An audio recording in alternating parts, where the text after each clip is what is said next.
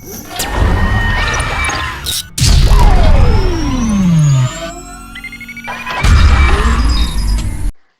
to the Brainout classes. Today we are here to discuss about the Kolb's experiential theory. So let's start. Firstly, experiential theory पे जाने से पहले हम ये जानेंगे कि learning क्या होती है. Learning is the process whereby knowledge is created through the transformation of the experience. ये जो है ये definition कि learning होता है एक्सपीरियंस को from one generation to the next generation. So experiential theory को स्टार्ट करते हैं. Experiential learning is the learning through experiences. Learning जो है वो एक्सपीरियंस के थ्रू होगी according to this theory and is more specifically defined as learning through the reflection. Experience के through भी लर्निंग होगी लेकिन स्पेसिफिकली कैसे होगी? रिफ्लेक्शन के through. Means to review the knowledge that we have attained previously. David A. Kolb developed the modern theory of the experiential learning by drawing heavily on the work of John Dewey, Kurt Lewin, Jean Piaget. जो कॉल्ब थे उन्होंने क्या किया था? Experiential learning theory जो दी थी वो ज़्यादा किसके वर्क के ऊपर डिपेंड होके दी थी? जॉन डीवे के, कर्ट लेविन के और जीन पियाजे के. जॉन डीवे ने क्या कहा? लर्निंग जो है वो एक्सपीरियंसेस के थ्रू आती है.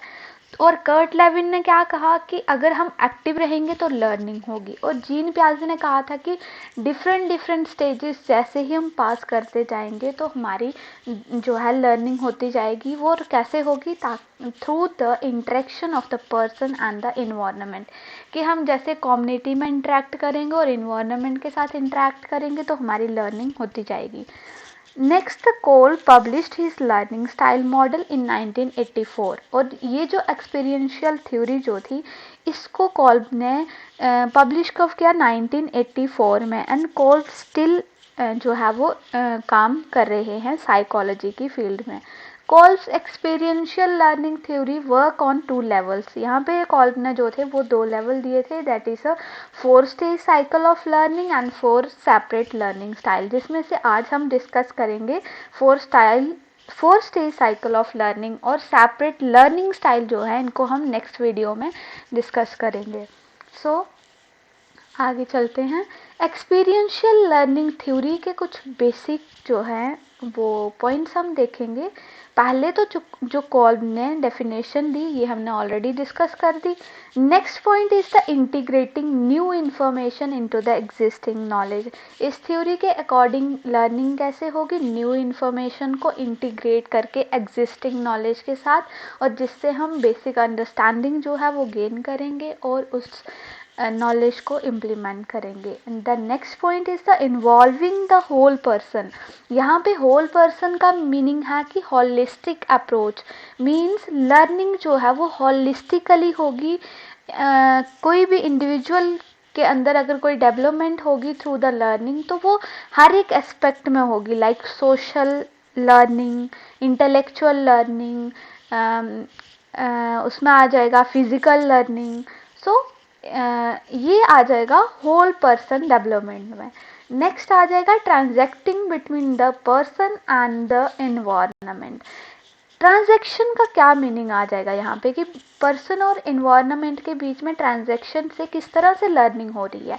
यहाँ पे कैसे होगी? जब एक इंडिविजुअल जो है वो स्पेसिफिक इन्वायरमेंट सेलेक्ट करेगा that are consistent with their already existing personality characteristics. Means अगर कोई इंडिविजुअल जो है एक पर्टिकुलर इन्वायरमेंट में जो है वो कंफर्टेबल है कोई भी चीज़ को गेन करने में, तो वो सेम इन्वायरमेंट अपने लिए सेलेक्ट करेगा ताकि उसकी पर्सनालिटी जो है वो डेवलप हो जाए through the learning. So next 6 propositions जो है वो लर्निंग के अकॉर्डिंग टू दिस थ्योरी उनको हम डिस्कस करेंगे. लर्निंग जो है वो प्रोसेस है. Learning is a process not a outcome.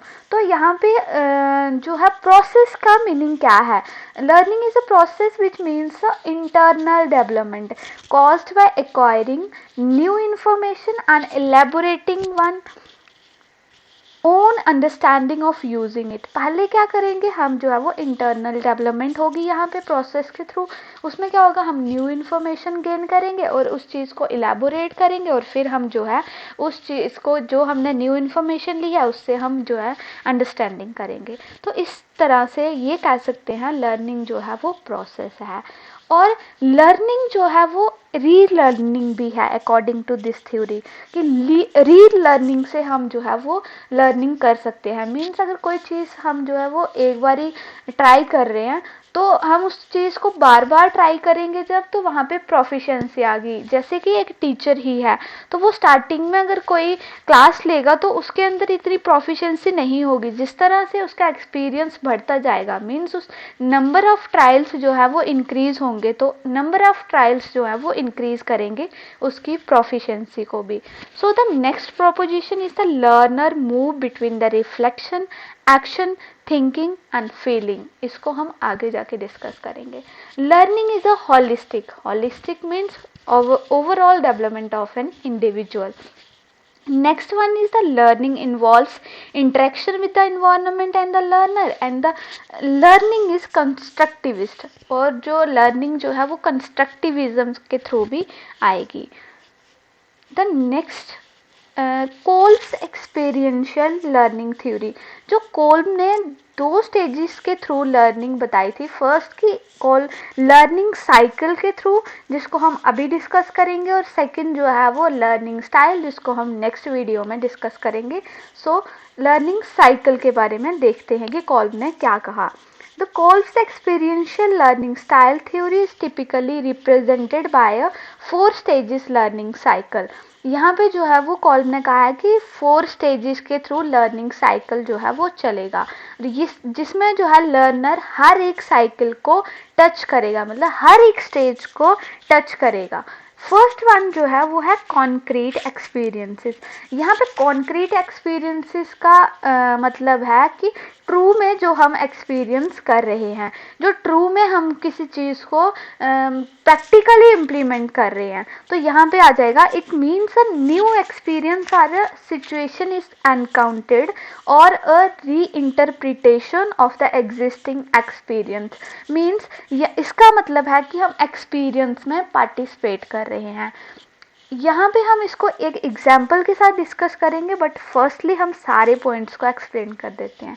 The reflective observation of the new experience, इसका मतलब है देयर इज ए रिव्यू और the reflection of a particular observation if there is any inconsistencies between the experience and understanding.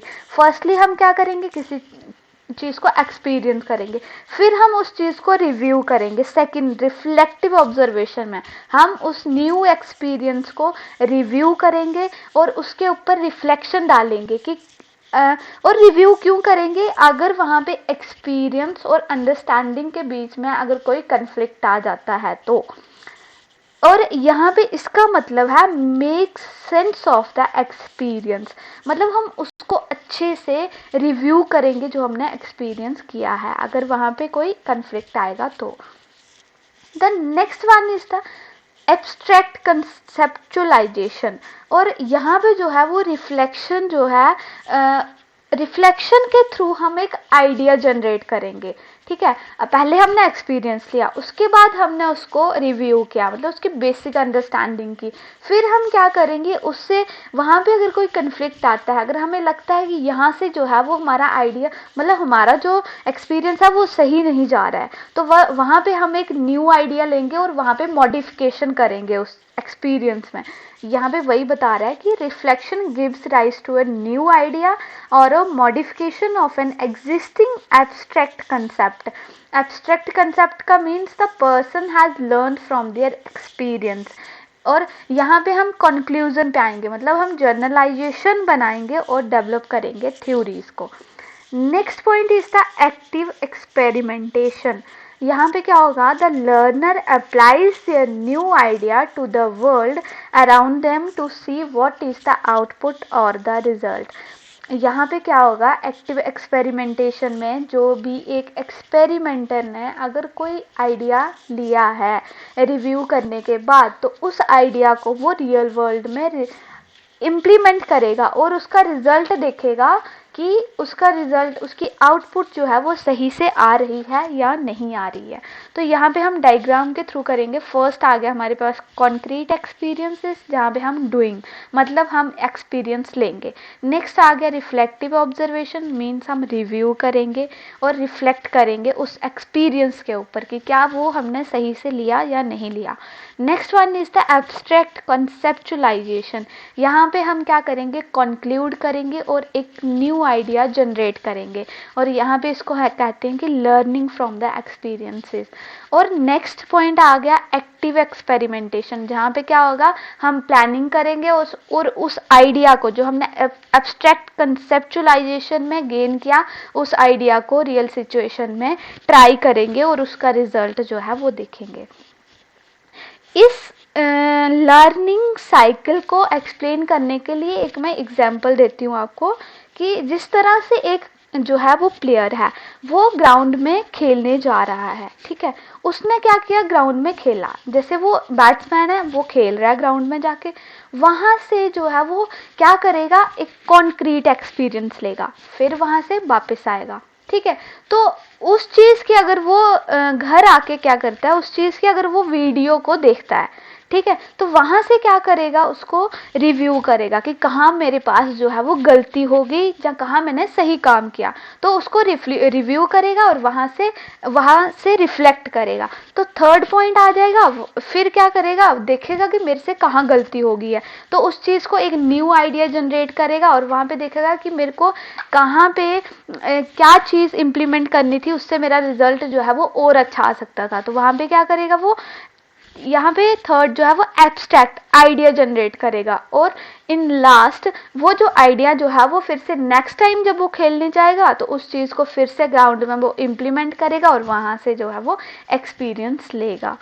So, effective learning is seen when a person progresses through a cycle of 4 stages. Call ने कहा कि effective learning तभी होगी जब वो 4 stages के cycle से गुजरेगा। तो यहाँ पे क्या है, फर्स्ट सबसे पहले कॉन्क्रीट एक्सपीरियंस लेगा, कॉन्क्रीट एक्सपीरियंस जो है वो फॉलो करेगा किससे, ऑब्जर्वेशन से, मतलब ऑब्जर्व करके या रिव्यू करके, और reflect on that experiences which lead to the formation of abstract concept, means the formation of a new idea from the previous knowledge, and यहाँ पे क्या है, जर्नलाइजेशन करेगा, मीन्स कंक्लूजन देगा, ठीक है। नेक्स्ट जो है वो कंक्लूजन, जो उसके पास न्यू आइडिया आया उसको वो फिर से जो है वो यूज़ करेगा फ्यूचर सिचुएशन में, और जो उसका आइडिया है वो एक क्या है, एक हाइपोथेसिस टाइप होगा, उसको टेस्ट करेगा वो फ्यूचर सिचुएशन में ताकि वो न्यू एक्सपीरियंस ले सके। Therefore no one stage of the cycle is effective as a learner procedure on its own, कि कोई भी एक सिंगल स्टेज जो है वो इफेक्टिव नहीं होगी लर्निंग के लिए, सारी चारों स्टेजेस जो है वो जब इम्प्लीमेंट होंगी एक पर्टिकुलर सिचुएशन तभी इफेक्टिव लर्निंग होगी। So that's all about today's topic. अगर कोई भी क्वेरी होगी तो प्लीज़ कमेंट करना। Okay, thank you.